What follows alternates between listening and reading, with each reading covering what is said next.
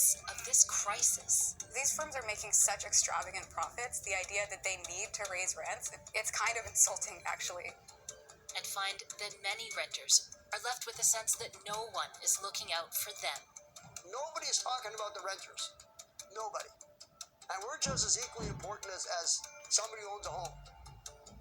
Move. That's what we're told. You can move. I'm Shayna Luck in Halifax.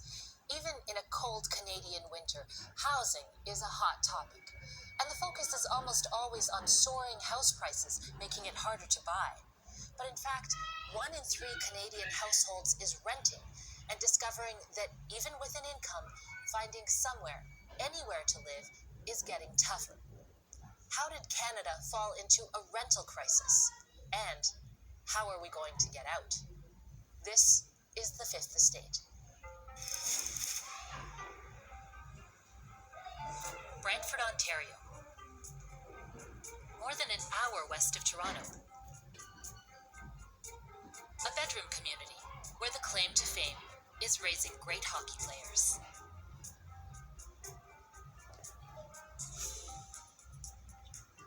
It's also, in Melanie Crawford's mind, a great place to raise a family. You know, when we first moved in, everything was change tables and infant toys, swings, baby seats, bouncy seats. Did you make your wish? Yep. Good girl. Every stage of growing up has happened here. Please? You've been letting that hang on for so long. You're awesome. Melanie always planned to be a lifer in Brantford. We moved in here in 2010, 8 days before we had a baby, and we've been here ever since. So 11 years last September. With the kids at the age they are now, they've been making friends and having the same friends for all these years. I mean, 11 years is their lifetime, and for us it has been too. So we've planted deep, deep roots here in this specific neighborhood and watched it grow too. It's home for us. Melanie's family has rented this house for so long. It was a shock when her landlord called to say the family of 5 had to leave. All right, guys, you can come eat. Snack is ready. He said, well, I need to move in and renovate it to sell it. So I had 4 months' notice to change my life of 11 years. So here you go. The worst part was explaining it to her children. I was devastated. We all cried. Literally, we cried. It is the not having options and not having anything that we've built matter at this stage of the game, you know, because it's too bad for us. We're out.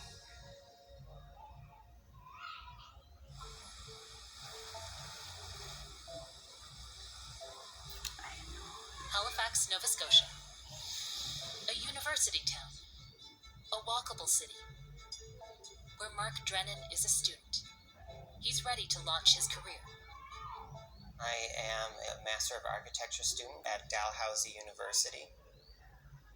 I've accepted an internship in Yellowknife with a local architecture firm up there. He's 33. He needs a home during his internship.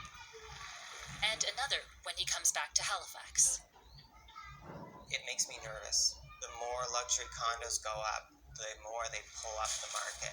I am worried that even getting an education and getting a good paying job and you're doing everything that you're told to do, it may not be enough soon. Mark knows he'll be putting at least half his income towards rent, but he's used to that. I know some of my classmates, they were living in inns, 2 couples to an apartment because the price is going up. And in that case, if it's a 1-bedroom, that living room area becomes curtained off and becomes the 2nd bedroom. He worries about the future. If it keeps accelerating, I might have to spend the rest of my life, with roommates.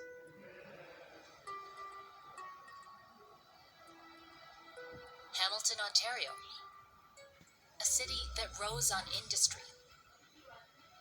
But now rents are rising too. When I moved in here, it was $7.15 a month, all inclusive. Kevin O'Toole feels he needs to hold on to what he has. I've lived here since 2010. My wife took sick. We moved near my in-laws, and then when she passed, I moved here. I found Hamilton still a steel city. To me, it's still a down-to-earth, blue-collar place. This floor that I live on, I can leave the door open and nobody's ever come in. If there's a parcel left there and I'm not home, my neighbor will pick it up and leave me a note that he's got it. They all know the dog. I love living in this building. I love this community. And at 72, where am I going to go? They're in different cities, in different phases of their lives, but all afraid Canada's rental crisis will leave them stranded. And they're not wrong. Between 2014 and 2019, rents went up by an average of 20% in Canada, while incomes remained largely the same. The crisis of affordable housing is hitting tenants. Calls are mounting on different levels of government to give tenants a break. The crisis is so dire, people line up 20 at a time to view basement apartments. Some compare trying to find an apartment to the Hunger Games. In 8 cities, Canada Mortgage and Housing Corporation says a 2-bedroom is beyond the reach of an average person, even if they work full-time. Experts routinely describe it as a rental housing crisis.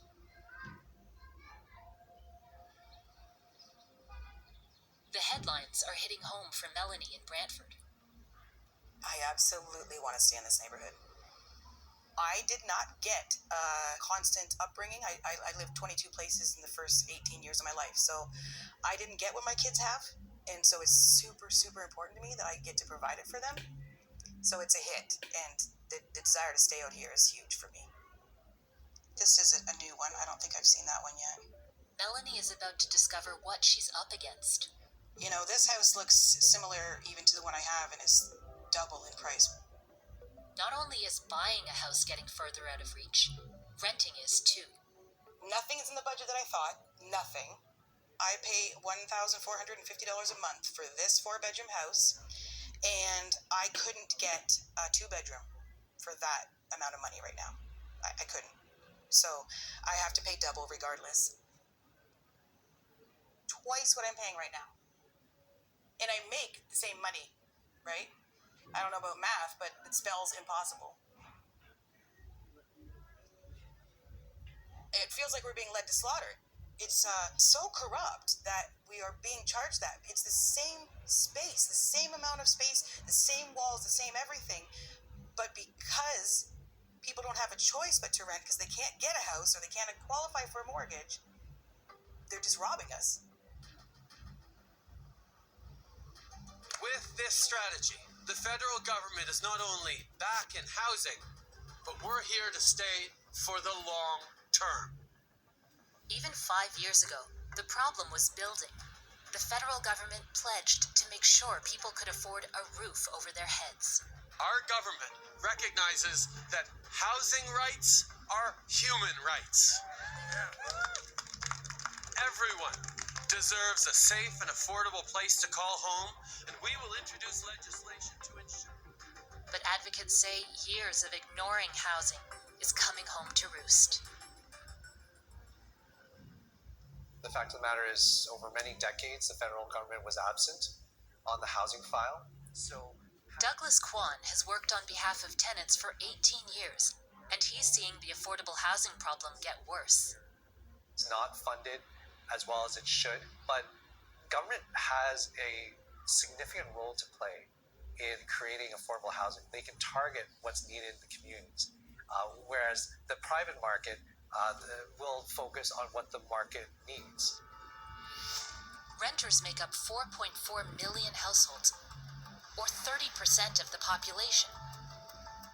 And because they're outnumbered by homeowners, the policies that benefit them tend to be fewer and less powerful. But how did it all start?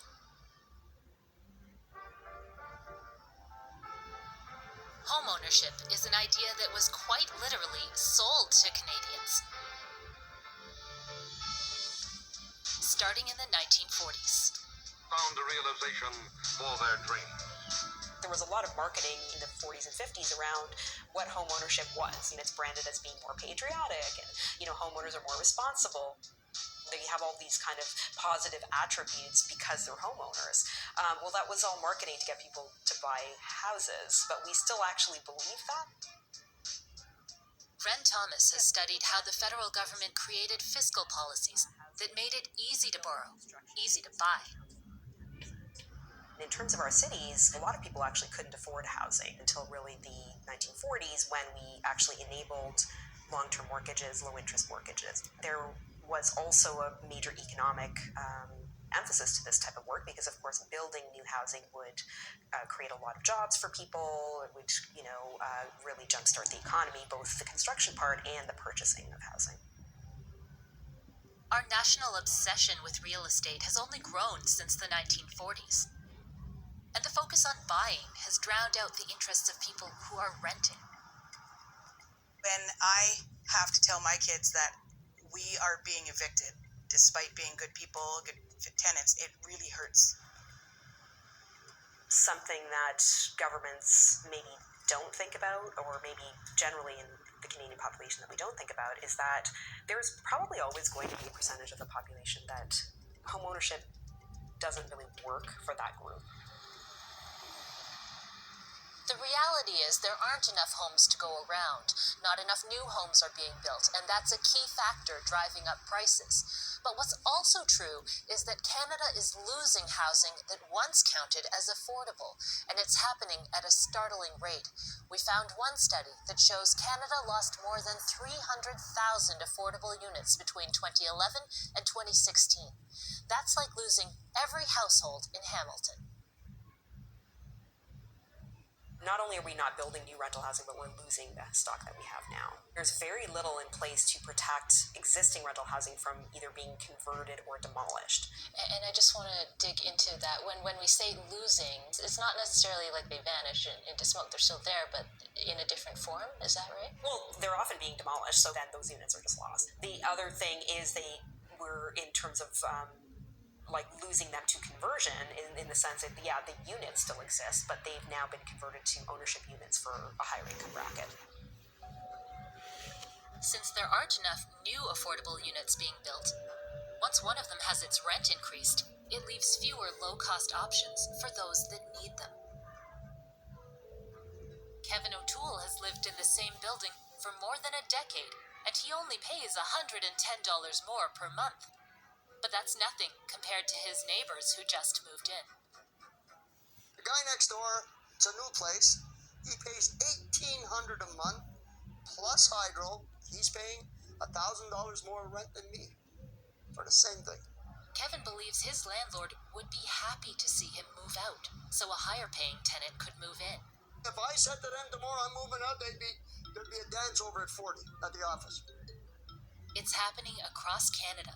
Units like this one in Kevin's complex are getting out of reach. Many places in the country have the same rules. If you're a sitting tenant, then the rental rates only go up by inflation. That's great, that's manageable. However, once that unit becomes vacant, then it's open to the market and a landlord can set whatever price that they want to set for that unit. There is a tremendous incentive to remove that sitting tenant. So once the old tenant leaves and before a new tenant comes in, it's perfectly legal to raise the rent 100%. Absolutely. Absolutely. At 72, Kevin still works part-time at McDonald's. Oh, what have I got? Oh. He likes to keep busy, but it's really about making sure he doesn't fall behind on the rent. I don't want something for nothing. But if I stop work tomorrow, all I have is my pension. Who can afford $1,600, $1,700 a month? To find an affordable apartment, I'd have to go way the hell up to Sudbury or somewhere. Because in Hamilton itself, worse, not as bad as Toronto yet, but to find affordable housing here, minimum for what I want would be minimum, one bedroom is $1,500 a month, plus. To find an affordable apartment, no, I couldn't do it. And I don't think I'm the only one. When we come back, the clock is ticking for Melanie's family to find a new house. There's no high schools and public schools and whatnot in the area. We're kind of on the edge of the industrial end of town, but I honestly don't even know where the kids would go to school out here.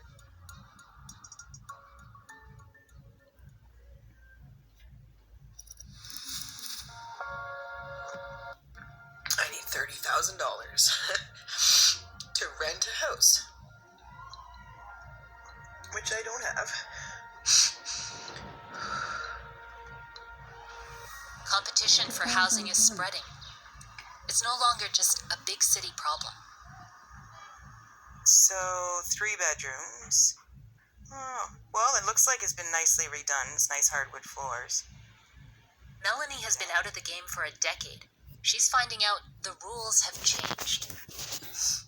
Previously, I just thought, oh, it's just a matter of figuring out the system or understanding the new dynamics or, understanding the route. Like, do I use a real estate agent or, and then when I felt that I finally met an actual landlord, got to speak to them, but got to advocate my own family on my own terms and felt so good, right? Got accepted. And then to have that happen and think like, I can't compete with that. So that broke me. Melanie is working from home. She's brought one of her old side gigs back to life, selling handmade candies and treats. I cannot afford it without making an extra $400 to $500 a week. I have to do that. Since I found out we were being evicted, I have hustled in every which way to, money saved is money earned, right? So paid off my credit cards, upped our line of credit. Do you think you'd like to go? Sure. All right. Get your stuff on. There's a little over a month left before she has to move. Time is running out. We're going to go see a house. And then we're going to go shop. Yeah. If we can't find a house around here, then we find a house somewhere else in Brantford and we build new routes. I believe it's out there. This place is a relatively new build. It's $2,550 a month, 3 bedrooms, 3 baths, but an unfinished basement. It's not ideal, but this is the kind of thing we're doing. We're sacrificing, right? Far from our old neighborhood, right? There's no high schools and public schools and whatnot in the area. We're kind of on the edge of the industrial end of town, but I honestly don't even know where the kids would go to school out here. And that's just one of those things we have to face in this situation. It's a luxury I don't get to have at this point, right? I feel the price of the house is ridiculous. Not that I have an option. Oddly enough, I have been submerged in this twilight zone long enough that there's a part of me that's like, only $25.50, right? But then I'm like, wow, it's almost like I just got excited for getting hit in the face with a shovel. Like, it's weird how your perspective changes.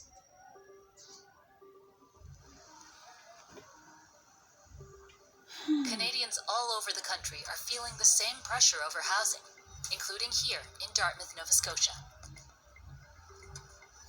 I'm on my way to visit a family who has to leave their home of 10 years. It's the house with the sold sign. We received the letter saying the place was sold. It was almost like getting punched in the gut. You knew it was coming, but you couldn't react. And then you're like, well, gosh, what are we going to do now? John and Stacy Smith's kids are teenagers. The family is searching for a house with 3 bedrooms. We were just seeing nothing that was even remotely affordable. I've reached out to numerous apartment buildings. There just doesn't seem to be much out there for families. 2 bedrooms cannot accommodate, a family of 4. So if you're a family, you are really going to struggle finding a place to live. In Halifax, rents have gone up by close to 20% since 2015. The Smiths neighborhood hasn't changed much, but house rentals have doubled. I mean, I saw places that were $3,000. He's a delivery driver. She works in retail, but her job's ending soon. It's something that may struggle. Even with a small rent supplement from the province, things will be tight. I have a lot of skills that I can put towards a new job. It's just putting myself back out there after 20 years to look for another job.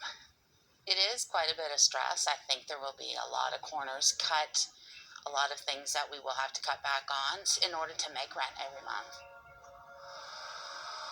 It's incredibly disheartening to see that people just can't afford to live where they've lived for years. A place to live dictates where your kids go to school. It dictates what address you put on your resume, where you go to work. It's a social determinant of health. It's the start of everything else. The Smith family will join more than 3 million Canadian households, paying more than a third of their income to put a roof over their head. That's the level where the federal government officially declares a family's home unaffordable. We shouldn't really have anyone that's paying more than 30% of their income towards housing. It sort of indicates a flaw in the system, that we're not meeting the needs of those individuals. There is more to the rental story. It's not just prices that are changing. Landlords are too. 1 in 5 people buying a house now is doing it to rent it out as an investment property. And large corporations with shareholders have moved into the apartment market. In Canada, the shift towards this growth of like very large corporate landlords that treat housing as investment products has involved the evolution of smaller real estate companies into these big firms that are growing in terms of sophistication and growing in terms of size, and then also growing in terms of their stock. Those who study housing call this financialization.